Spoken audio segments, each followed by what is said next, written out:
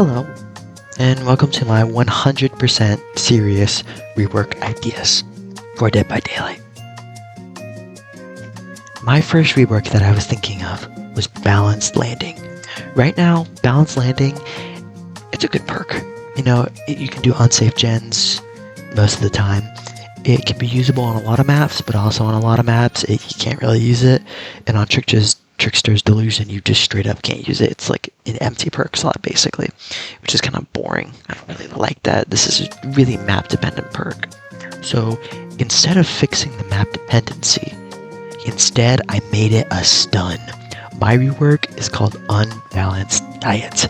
After repairing a generator for 60 seconds, hide in a locker to summon a candy bar from the entity itself. Consuming the candy bar will give you the overweight debuff. While under the overweight debuff, you move 20% slower and can't fast fall at windows or quickly hide in lockers.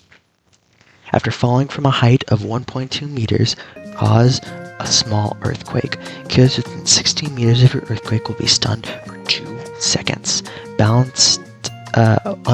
Sorry, I forgot to do that part.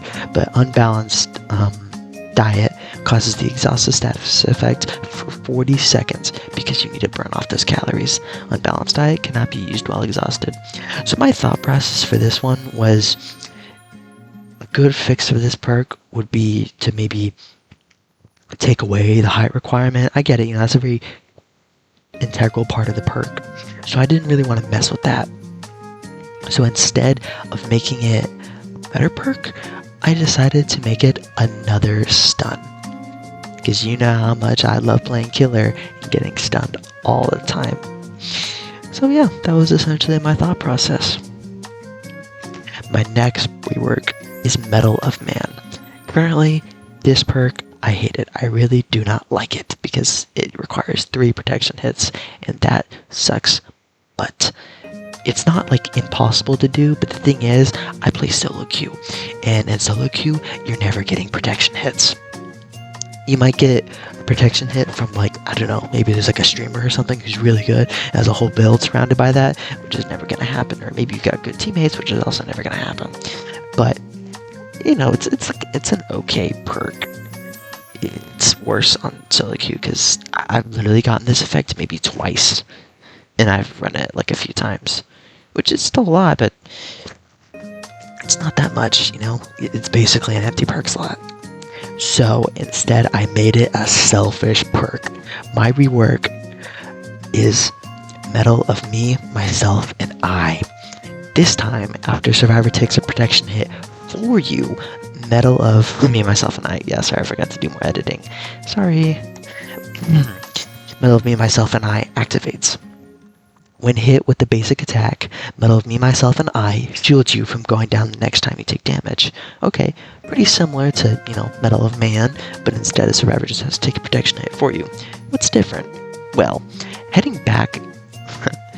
healing back to full health will reveal the closest survivor's aura from killer, clicking around killer, whenever you're farther away than 16 meters from them. So this is a perk to rat out your teammates. And it'd be especially funny if that teammate turned out to be the teammate that took the protection hit for you.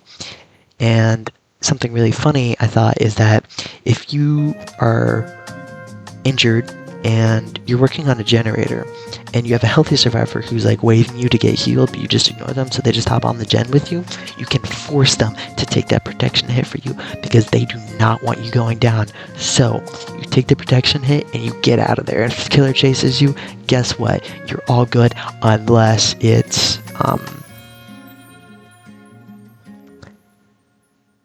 not a basic attack like an M2. If it's an M2, well, sorry pal, you're out of luck. But if it's an M1, then you're free to go. You get that free extra health state and you can run away, and maybe they'll give up on you. And if they do give up on you, healing to full health will rat out the closest survivors so they won't go to you, which is amazing. Also, originally this perk makes you gives you 100% more chance to become the obsession when the trial starts, but I just made it a 47% because I was going to make it 50%, but 50% is kind of boring, so I went at 40. Rework 3, Languid Touch. I think this perk idea is cool. but I thought the picture was even cooler. Because, I mean, look at that, it's Vecna reaching out for a skeleton crow. That's awesome. But essentially, this perk is, this crow is scared near you. The survivor gets 10 seconds of exhausted life. I don't even know why it has a cooldown. Well, maybe it should have a cooldown. No, I don't think it should have a cooldown, because the effect doesn't stack, I don't think. So, yeah, it's an okay perk. So my rework is Languid Launch. Languid Launch is a much better version of Languid Touch. Whenever a survivor scares off a crow within 60 meters of a location, Languid Launch activates. Press active ability 3 to summon a skeleton crow. At the location where the previous crow was scared, use M1 to launch a crow or M2 to cancel the skeleton crow. Launching the skeleton crow will cause the skeleton crow to dart in the direction you are aiming. So it's kind of like think of like pinheads attack. It's a lot like that, is what I was trying to go for. Hitting a survivor with the skeleton crow will cause them to gain exhausted, blindness, and mangled for 70 seconds, which is pretty good. I know that, Vigil's gonna gut this perk, but you know what? It's a-okay. And also, they lose a health state if they get hit. But you cannot down with this. They get put into deep wound if they're already injured. And you can't do like the Legion, like old Legion thing where you could just hit them multiple times. You can't do that. Rework number 4, Lightborn. This perk, very simple. Survivor tries to blind you, they can't. You see their aura for 10 seconds. That's literally all this perk does. And I thought, well, you know, that's kind of boring. So I thought I'd make it better with Lightborn Plus. The auras of survivors attempting to blind you are the same, you know, it's 10 seconds and everything. But if they try to blind you, they gain a Lightborn mark. And it'll have like a little sparkly thing next to their portrait to indicate that they have it. If a survivor has a Lightborn mark and gets unhooked or unhooks themselves, they no longer gain that 10% haste and endurance for 15 seconds for the rest of the trial, which is perfect for tunneling. And additionally, if a survivor with a Lightborn mark stuns you while you're carrying them, they gain 50% hinder and you get 50% haste for 30 seconds. So let's say you just tunneled someone and they have Decisive Strike. Well, no problem. You're going to catch up to them immediately. I was going to add, like, it reduces stuns, but, like, I didn't really want to do anything that interferes with, like, perks.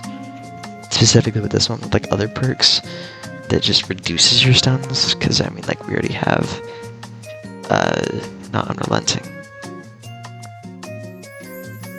I don't know what it's called. That one hillbilly perk, the Enduring, that's the one I was thinking of, that grants you like 50% faster stun time. And also, it, regular Lightborn, it nullifies your blindness and stuff, which is pretty cool. Okay, this is my magnum opus, Road Life. I really do not like this perk at all. There are so many better healing perks you could. Like, it's insane how many perks you could run. You could run Botany, Circle of Healing, Empathic Connection, Desperate Measures. So many other perks are so much better. You could just bring a medkit, and it's so much better than this perk. This stupid thing about this perk is that it has a requirement that you have to be injured, which is so stupid. Why would you do that? Why would you make that a requirement? If this was just like, while repairing a generator, you get a token. You get 4 tokens, you heal 100% faster until you stop. You know what? That honestly doesn't sound bad, especially for someone who sticks to generators and you want to self-heal yourself even faster. It's not a bad perk. You have to do it while injured, which sucks because a lot of the times the people that are going on generators are healthy because they've just reset or whatever, or the killer is chasing someone else and you're, healthy, especially at the beginning of the trial. Killer chasing someone else, you have this perk, congratulations. It's not going to do anything because you're already healthy. So that sucks. So I decided to take this road life idea and make it tenfold. My rework is Road Eternity, Above Life. While repairing a generator with no health restriction, regular skill checks have the following effect. Gain +1 token for car construction. You might be wondering, what's car construction? Well, it takes 10 tokens to fully create the car. You need 10, so effectively, you need, oh shoot, I wrote that wrong. Regular skill checks have following effects. Gain +1 token. Yeah. So hit a regular, it doesn't have to be great. Hit a regular skill check, you get a token for construction. 10 tokens, you gain the ability to build a car. After accumulating 10 tokens, stand still and press active ability button 3 to construct a car in 3 seconds. You do it like really fast. Once the car has been constructed, use M1 to enter the car and M2 to exit the car. Get in, and then press M2 to get out. Pretty simple. While in the car, your base movement speed goes up to 610% from like 110, which is what survivors are at. Using M1 while in the car can make you drift like in Mario Kart. Drifting builds a meter shown next to your portrait. It'd be like a little, sidebar thing next to you, and you can see it progressively go up as you're drifting. And as it's going up, and once you've reached the maximum, you can press M1 to launch yourself forward. Launching into the survivor instantly kills them, and they are removed from the trial, and the car breaks, and the perk is deactivated for the rest of the trial. Launching into the killer, however, causes the entity to start a minigame with you and the killer both gaining the same special entity created crafted cars, and you have to race against each other. The minigame consists of 3 laps around a very simple racetrack, one that kind of just looks like an oval, very simple. Whoever wins the race gets 300 blood points, holy crap, and both players get sent back to the trial grounds, disabling this perk for the rest of the trial. I also forgot to put this in, but if you launch yourself into like a breakable wall or a pallet or something, it just instantly breaks the car. You break like the wall, you break the pallet, it breaks the car. So you're going to want to use this very, very carefully. And make sure not to hit your teammates as well, unless you're just actively trolling. In which case, I think that is a bannable offense. But just make sure not to hit anyone with the car, and just make sure you hit the killer, because this is a great time waster for the killer. Because you hit them with that car, and they're stuck there for, I don't know.